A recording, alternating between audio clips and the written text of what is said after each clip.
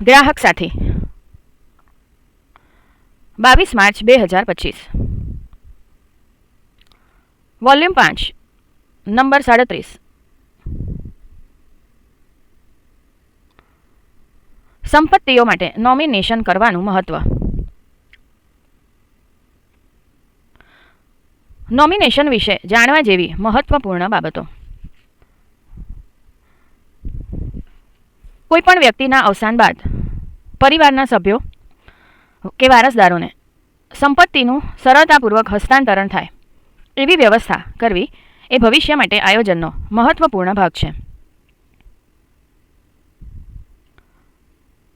વિવિધ ખાતાઓ અને સંપત્તિઓ માટે વસિયત બનાવવી અને નોમિનેશન કરવા એ આયોજન સાથે સંબંધિત બે મુખ્ય ઘટકો છે. અહીં અમે તમને શા માટે અને કેવી રીતે નોમિનેશન નામાંકન કરવું એ વિશે મહત્વપૂર્ણ જાણકારી આપીએ છીએ. નોમિનેશન એટલે શું? જ્યારે કોઈ સંપત્તિ માટે નોમિનેશન કરે છે ત્યારે તે પોતાના મૃત્યુ પછી પોતાના વતી સંપત્તિ મેળવવા નોમિનેટ કરેલી વ્યક્તિ નોમિનીને અધિકૃત કરે છે.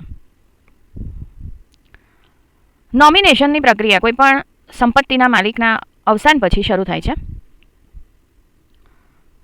પછી ચોક્કસ સંપત્તિ નોમિનેટ કરેલી વ્યક્તિના નામે હસ્તાંતરિત થાય છે. નોમિનેશનની પ્રક્રિયા સંપત્તિઓનું કાયદેસર વારસદાર કે વારસદારોને હસ્તાંતરણ કરવામાં પણ મદદરૂપ થાય છે. તમારે શા માટે નોમિનેશન કરવું જોઈએ? નામાંકન કરવાથી સુનિશ્ચિત થાય છે કે તમારી સંપત્તિઓ દાવા વિનાની નહીં રહે અથવા વ્યક્તિના મૃત્યુ પછી એને લઈને કાયદેસર લડાઈ નહીં થાય.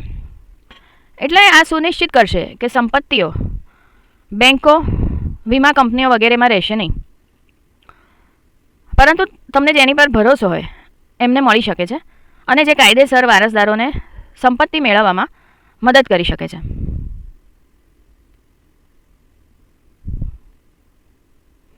જો કોઈ વ્યક્તિનું મૃત્યુ થઈ જાય અને તેણે કોઈને નોમિનેટ ના કર્યા હોય તો કાયદેસર વારસદારોને મૃત્યુના પ્રમાણપત્ર, વારસદારનું પ્રમાણપત્ર, સંબંધનો પુરાવો વગેરે અનેક દસ્તાવેજો રજૂ કરવાની ફરજ પડશે.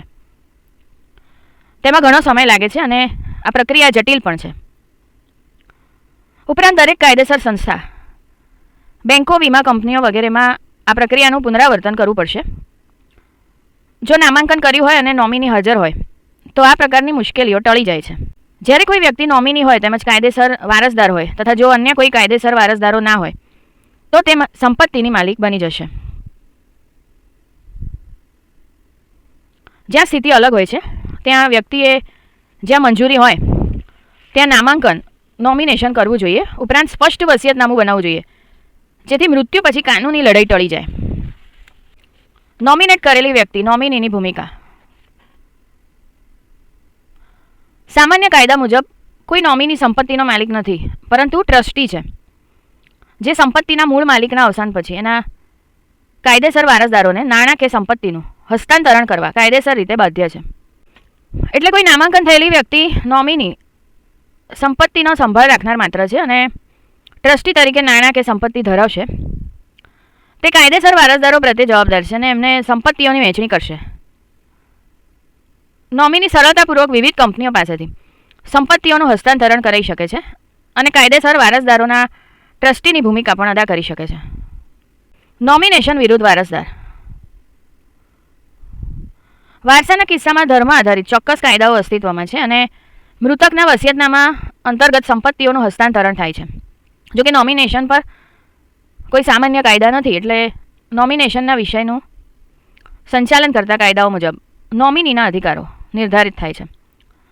ત્યારે વારસાના અધિકારો મૃતકને લાગુ વ્યક્તિગત કાયદાને આધારે નિર્ધારિત થાય છે. એટલે નોમિનેશન કામચલાઉ વ્યવસ્થા માત્ર છે જેથી જ્યાં સુધી વારસા સાથે સંબંધિત સમસ્યાઓનું સમાધાન ના થાય ત્યાં સુધી મૃતકની સંપત્તિ માલિકી વિના રહે નહીં. વિચારવા જેવી અન્ય બાબતો. કાયદો એ છે કે નોમિની કાયદેસર વારસદાર વતી સંપત્તિ ધરાવવા ટ્રસ્ટી બને છે અને કાયદેસર વારસદારોને સંપત્તિની ચૂકવણી, હસ્તાંતરણ કરવા જવાબદાર છે, જેમાં અપવાદો હોઈ શકે છે. નોમિનેશન સાથે સંબંધિત દરેક કાયદાની જોગવાઈઓ અલગ હોય છે. મોટાભાગના નિયમો સ્પષ્ટ સંકેત આપે છે કે નોમિનેશનનો ઉદ્દેશ બેંક, વીમા કંપની કે કોઓપરેટિવ સોસાયટી વગેરેને કાયદેસર રીતે સંપત્તિ છૂટી કરવાનો અધિકાર આપવાનો છે તથા તેમાં મૃતકના કાયદેસર વારસદારોને સંપત્તિનો દાવો કરવાથી બાકાત રાખવામાં આવતા નથી. નોમિનીની ભૂમિકા પર કેટલાક વિવાદાસ્પદ ચુકાદા પણ આવ્યા છે. શેર સાથે સંબંધિત એક કેસમાં એક મહત્વપૂર્ણ ચુકાદા મુજબ શેરધારકના જીવન દરમિયાન નોમિનેશન થાય છે, જેના મૃત્યુ પછી નોમિનીને શેરના તમામ અધિકારો મળે છે. કોર્ટના જણાવ્યા મુજબ કંપની ધારા અને ડિપોઝિટરી ધારા મુજબ નોમિનીની ભૂમિકા અલગ છે. આ બંને કાયદા શેરોના હસ્તાંતરણ સાથે સંબંધિત છે. આ બંને કાયદા સ્પષ્ટપણે જણાવે છે કે નોમિનેશનનો આશય નોમિનીને શેરના માલિકના અધિકારો સુપરત કરવાનો છે, જેમાં શરત એ છે કે સૂચિત પ્રક્રિયા મુજબ નોમિનેશન માન્ય હોવું જોઈએ. નોમિનેશન કેવી રીતે કરવું?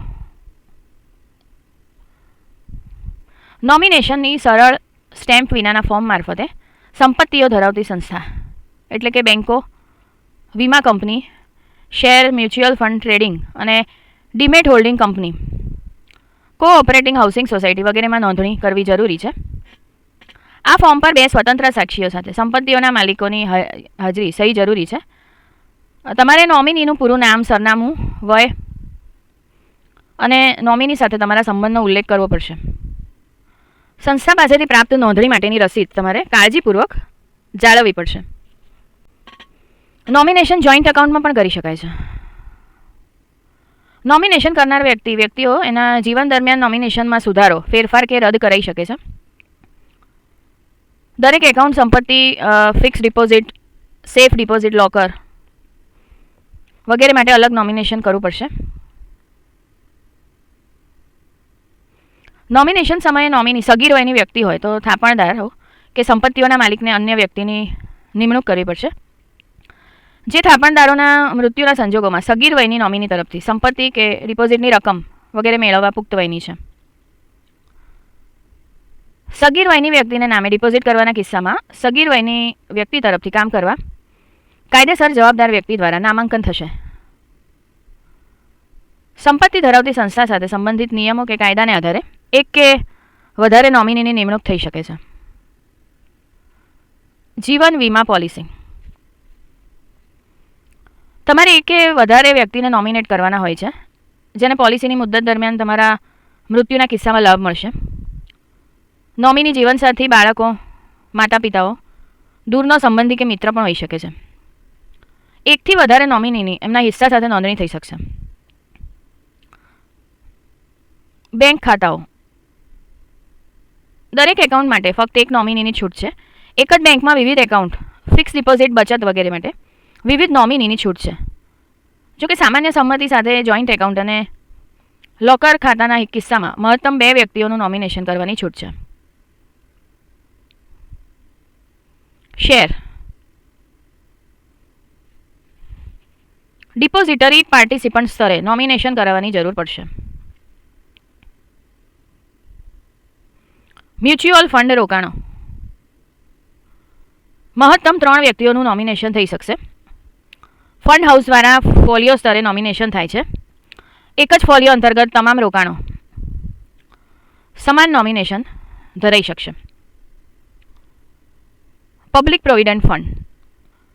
એકથી વધારે નોમિનેશન કરી શકાય, જેમાં દરેક વ્યક્તિને કેટલો હિસ્સો મળશે એ પણ સ્પષ્ટ જણાવી શકાશે. સંપાદકીય ટીમ. અધ્યક્ષ CERC અને ટોર્ચ પ્રફુલ અમીન. અધ્યક્ષ CERS Walter Vieira. Chief operating officer Anindita Mehta. સહસંપાદકો અનુષા અય્યર, રશ્મિ ગોયલ. સંપાદકીય સહાયકો તિથિ ભંડારી, વંદના યાદવ.